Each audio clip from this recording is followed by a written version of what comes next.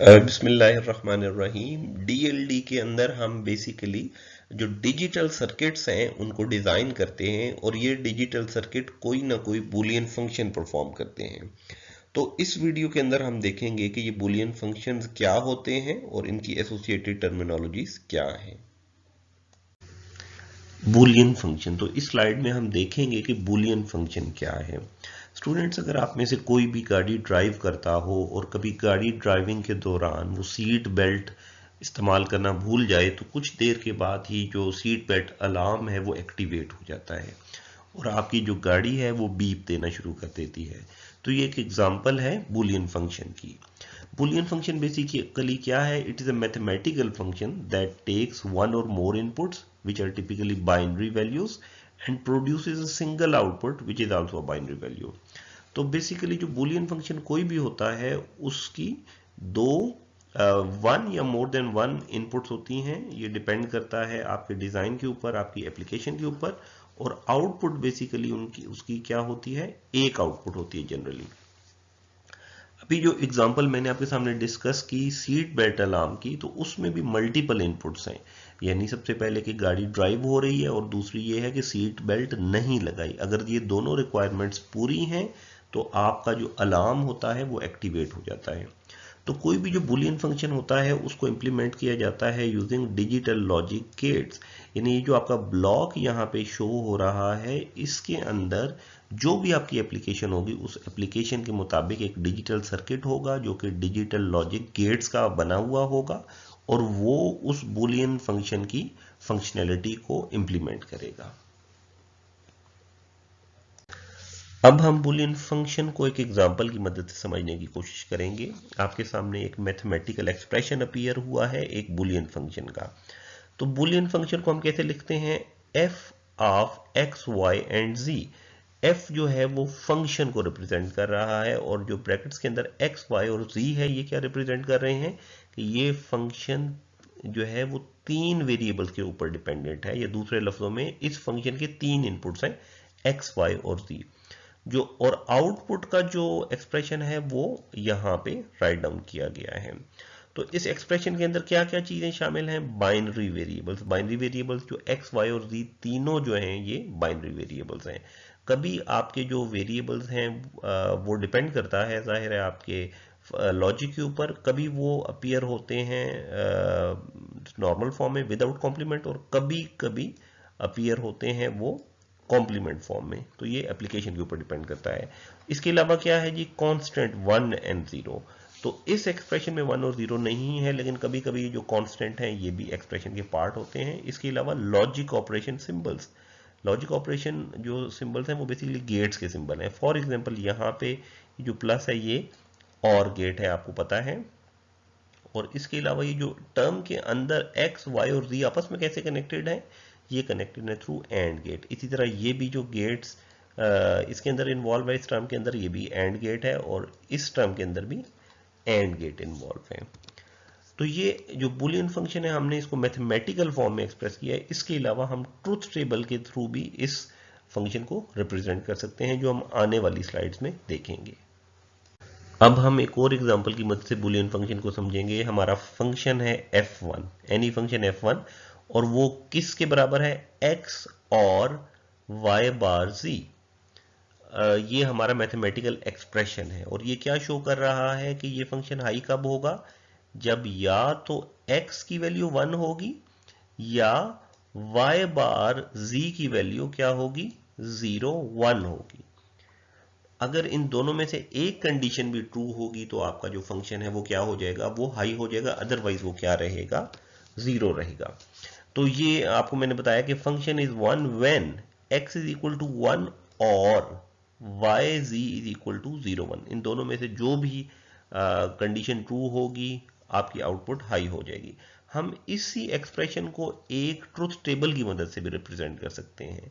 Truth table में हम क्या करते हैं? लेफ्ट साइड के अंदर जितने इनपुट वेरिएबल्स होते हैं एक्स वाई और जी, जाहिर है तीन इनपुट वेरिएबल हैं, उसके तमाम कॉम्बिनेशंस को राइट डाउन करते हैं और राइट साइड के ऊपर हम क्या करते हैं? उस फंक्शन की आउटपुट को रिप्रेजेंट कर देते हैं। अगर आप इस ट्रुथ टेबल को देखें तो जैसा मैंने आपको बताया कि जब x आपका 1 है, देखें यहाँ जो लास्ट 4 जो इनपुट्स हैं उसमें हमारा x1 है, तो हमारी आउटपुट ऑटोमेटिकली क्या हो जाएगी, सिर्फ इसी रिक्वायरमेंट के मुताबिक x1 होने के मुताबिक ये क्या हो जाएगी, ये हाई हो जाएगी। या ये कंडीशन ट्रू हो, या दूसरी क्या है, दूसरी है कि y को 0 1 होना चाहिए। तो अगर आप देखें y 0 1 यहां पर है तो ये कंडीशन ट्रू हो, या x इज इक्वल टू 1 हो, तो आउटपुट हमारी क्या हो जाएगी, हाई हो जाएगी। तो जो हमारा ट्रुथ टेबल होता है वो जो तमाम कॉम्बिनेशन होते हैं इनपुट के उनको रिप्रेजेंट करता है और फिर बताता है किन इनपुट कॉम्बिनेशन के अगेंस्ट आउटपुट क्या होगी, वो हाई होगी। तो हम किसी भी बुलियन फंक्शन को ट्रुथ टेबल के अंदर भी रिप्रेजेंट कर सकते हैं।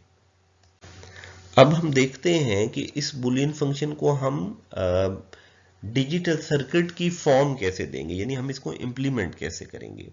तो जैसा कि हमें मालूम है कि ये जो प्लस है ये बेसिकली एक और गेट है, और y और z आपस में कैसे कनेक्टेड हैं, आपस में कनेक्टेड हैं विद एन एंड गेट। और ये जो y के ऊपर एक छोटा सा बार है जो आप डैश है, ये बेसिकली रिप्रेजेंट कर रहा है नॉट गेट को।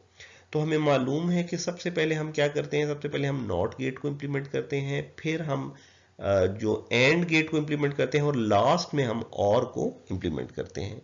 तो इसका जो सर्किट है वो कैसे बनेगा, सबसे पहले हमने y को y नॉट में कन्वर्ट किया, ये हमारी इनपुट y है, यहाँ पे आउटपुट क्या आएगी, इसकी y नॉट आ जाएगी। z और हमने y को आपस में क्या किया, एंड किया, तो यहाँ पे हमारे पास क्या आ जाएगा, यहाँ हमारे पास आ जाएगा y बार z। और फिर हम फाइनली क्या करेंगे, यहाँ पे हमारा x आ रहा है, और x को और y बार z को हम क्या कर देते हैं, और गेट के साथ कंबाइन करते हैं, और हमारा फंक्शन जो है वो हमारी आउटपुट रिक्वायर्ड प्रोवाइड कर देता है। अब हम जो बूलियन फंक्शन है उसका एक डिफरेंट एस्पेक्ट जो है उसको देखते हैं। आपके सामने एक फंक्शन है f2, और जो f2 है वो 3 वेरिएबल्स के ऊपर डिपेंडेंट है, x, y और z के ऊपर। अब आपके सामने इसी जो f2 है उसका यहाँ पे इम्प्लीमेंटेशन दिखाई गई है। इसकी इम्प्लीमेंटेशन अगर आप देखें तो 2 इसके अंदर नॉट गेट हैं, 3 एंड गेट हैं और एक और गेट है। तो हमने इसको इम्प्लीमेंट कर लिया। अब एक और आपके सामने फंक्शन अपीयर हुआ है f3, जो कि x, y और z के ऊपर डिपेंडेंट है, क्योंकि इसके मैथमेटिकल एक्सप्रेशन के अंदर 3 वेरिएबल्स हैं।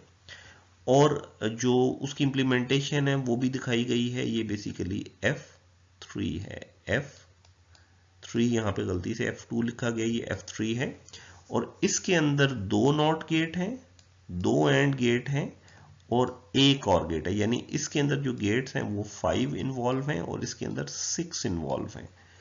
तो अब आपने जरा इसको थोड़ा सा एनालाइज करके ये बताना है कि क्या f2 और f3 बराबर हैं, क्या एक ही फंक्शनैलिटी परफॉर्म कर रहे हैं या नहीं।